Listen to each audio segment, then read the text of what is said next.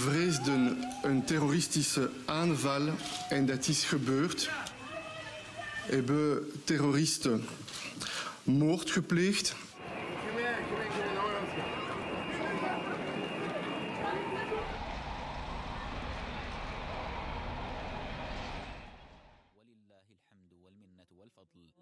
ونعد الدول الصليبية المتحالفة على دولة الإسلام بأيام سود.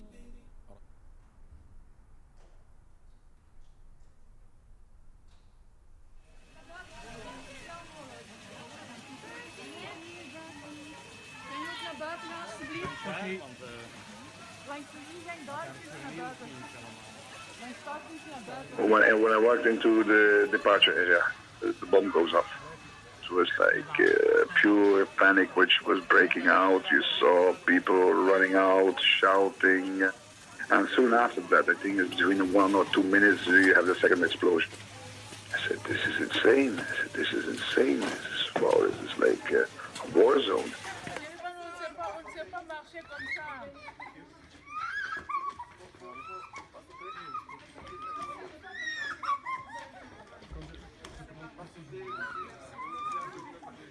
We felt the explosion, the change of pressure in the air. We were about 500 meters from the station. There was some smoke on the tunnel, a little bit of smoke also coming in the train. I feel relief and I feel scared, but relief that I was okay, that I was alive.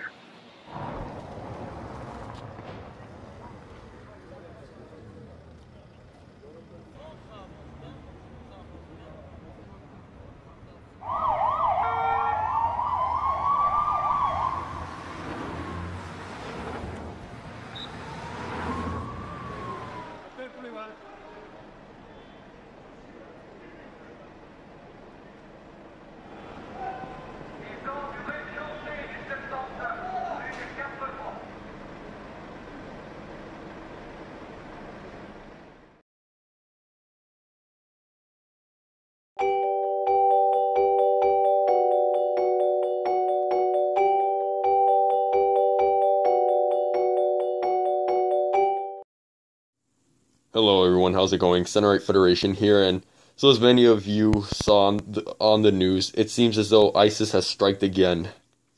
It's just terrible, and this time they had attacked Brussels, Belgium.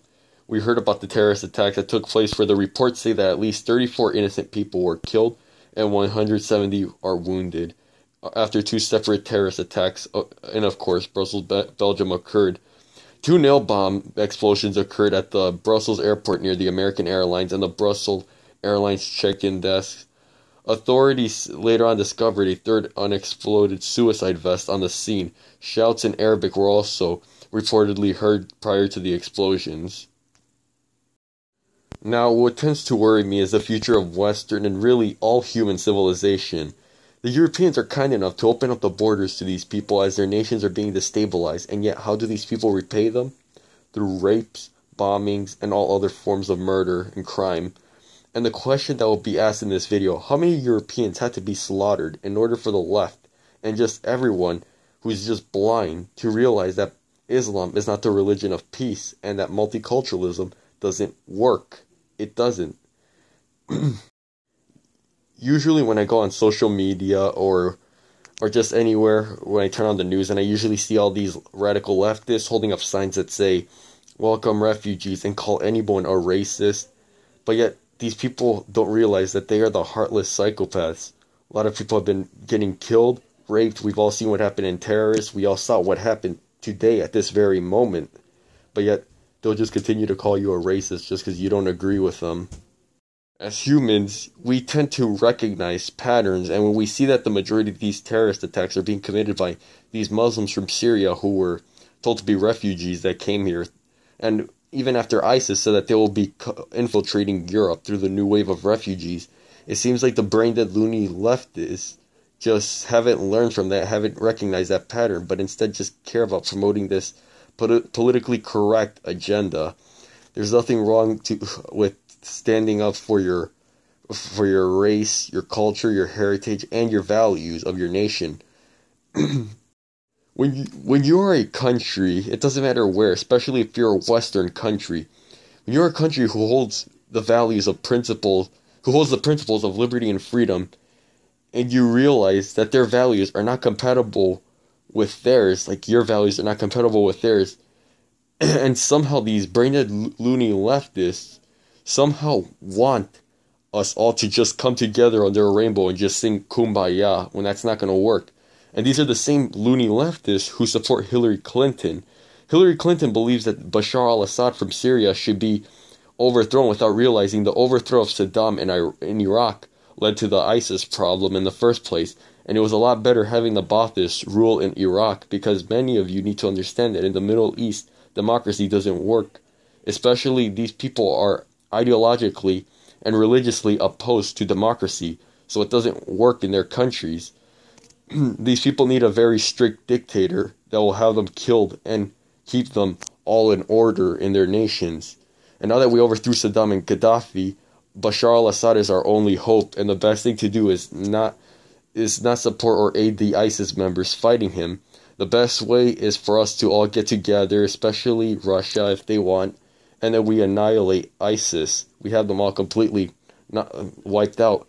After this terrorist attack that occurred today, the terrorist attacks that happened previously all over the place, it's getting ridiculous. At this point, ISIS needs to be wiped out and annihilated. Now, onto the left and all the political correctness that they feed us every day. See, the left are not intellectually they're not intellectually honest. They are very dishonest. See, they claim that they are anti-imperialist, but yet they are supporting and celebrating an invasion attempt in Europe. These people are just very anti-Western and so fundamentally anti-white that they care more about spreading their failed ideologies more than they care about the human lives, people who were killed during these attacks. They care more about Muslims being generalized, but yet they'll generalize white people whenever there's a mass shooting done by a white male. But yet, it's just great insanity. And like I said, leftists do not value human life, as I've explained in all my videos. They have been responsible for one of the biggest human atrocities ever done in history. So what makes you think we can allow these people to have control over human society? When I made my video, The 8 Glaring Contradictions of the Left, the more you tend to see it when these terrorist attacks occur. For example, whether we look at all the sexual assaults that happened in Germany and saw how the majority of them, the assaults, were all done by refugees, or as I like to call, rape-fugees. A lot of times, even in Sweden, this occurs a lot too. We tend to see that, or if we look at the Rotherham rapes that happened, the rape that happened in Rotherham, in all the UK, done by these Muslim pedophile gangs. The thing is, feminists claim that they are for women's rights. They claim that they are for women's rights, but yet they will never stand up for women's rights when a Muslim man rapes them. The minute they claim that they're the champion of women's rights, but once it contradicts their agenda of multiculturalism, they will completely turn a blind eye towards any other sexual assault that happens. If you do not defend these women's rights who were sexually assaulted, you really don't believe in women's rights at all. You guys are not preaching women's rights, you're preaching white genocide. So, do you mind if I rape you now? Oh, don't be silly. It's not rape when a Muslim does it. Also have these Bernie Sanders and Hillary Clinton supporters in the Democratic Party and all other left-wing activists comparing Donald Trump to Hitler because he wants to ban Muslim immigration. Yet these people are hypocrites, because these are the same people who support Franklin D. Roosevelt, who banned all immigration from Germany, Italy, and Japan. And to say that Trump is like Hitler for banning Muslim immigration from Iraq and Syria is plain ridiculous, and shows how leftist ignorance of history, as Adolf Hitler allowed Muslims to join the SS. The fact we are at war with these terrorists means we need to ban all immigration from these places. We could probably save the Christians who deal with oppression and persecution in the Middle East, but when it comes to these Islamists, we can't open our borders for them. And remember, a nation for everyone is a nation for no one. And now here are the reasons why we can never let people into our country if they do not hold our principles and values of freedom and liberty, and hopefully every single European and American could take this, could use this foreign policy for them. Million Muslims in all 11 countries support ISIS, if not 287 million. We also can't forget the amount of people in Northern Africa and the Middle East who support ISIS, but are closeted about it or have a hidden agenda, which brings me to my next point. Number 2, taqiyya. It is a principle in Islam that gives permission to Muslims to lie about their faith to disbelievers, to convey a message of peace and acceptance until the time comes to destroy them or establish Sharia. How do we know that the person claiming to be a Christian refugee from Saudi Arabia isn't performing taqiyya to become a citizen so he can abuse welfare and help the cause of establishing Sharia law? The truth is, we don't know. We are better safe than sorry. Rest in peace to all the victims of the terrorist attack that occurred today in Brussels, Belgium. Rest in peace.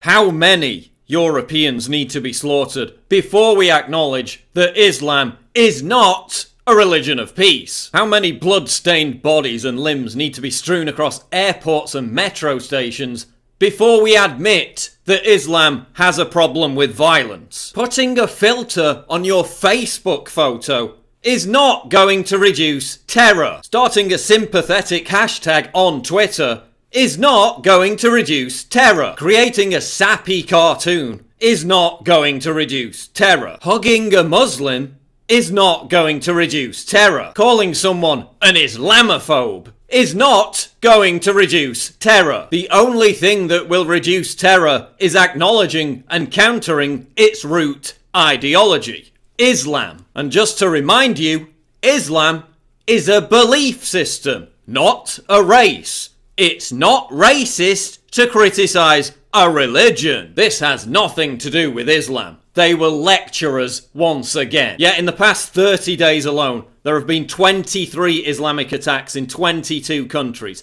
1,018 people killed, 2,008 people injured, just in the last 30 days. But the usual suspects, like George Galloway, immediately tried to absolve Islam of blame by pointing to foreign policy. And yes, the West's policy in arming jihadists in Libya and Syria was a disaster, but Brussels suspended its bombing campaign against ISIS in Syria 8 months ago. Belgium hardly has a reputation for being a murderous invading empire. You're only blaming foreign policy, so you don't have to acknowledge that Islam has a violence problem. It's far more likely that this was a revenge attack for the capture of Paris massacre culprit Salah Abdeslam, who, by the way, was able to hide in Brussels for 4 months because he was helped by the residents of Molenbeek, proving once again that terrorism has far more support amongst Muslims than the politically correct media will ever recognise. Residents of Molenbeek even rioted and attacked the police during Salah's arrest, calling the terrorist their hero. These terrorists emerge out of the same ghettos that leftists celebrate in the name of diversity. The same Muslim no-go areas that the media and politicians claim are a conspiracy theory, even as film crews are attacked every time they go near them. Hello, how are you? Liz Hayes and the 60 Minutes crew attacked.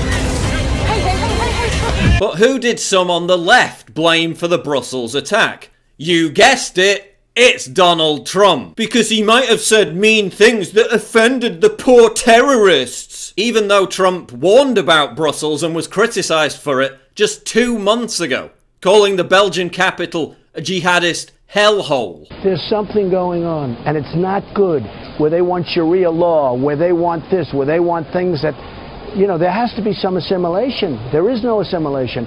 There's something bad going on, and until we find out what it is so we can correct it, you go to Brussels. I was in Brussels a long time ago, 20 years ago. So beautiful, everything's so beautiful. It's like living in a hellhole right now. You go to these different places, there's something going on. Foreign policy, Donald Trump, even climate change. The left will search for any excuse to avoid having to face the truth. Islam is not a religion of peace. How many times will violent Islamists have to prove this before anything changes? Islam needs a reformation. By immediately labelling anyone who makes this argument a racist or an Islamophobe, you're preventing that reformation. You're allowing extremists to dominate the conversation because smart and sensible people, including Muslim reformists, are being intimidated into silence. You're contributing to the deadly naivety that paved the way for Europe's open border madness. You're contributing to the absurd notion that mass unrestrained multiculturalism works. It doesn't work. Molenbeek proves it doesn't work. Today's attacks prove it doesn't work. How many more attacks in major European cities will we have to witness before we acknowledge that it doesn't work?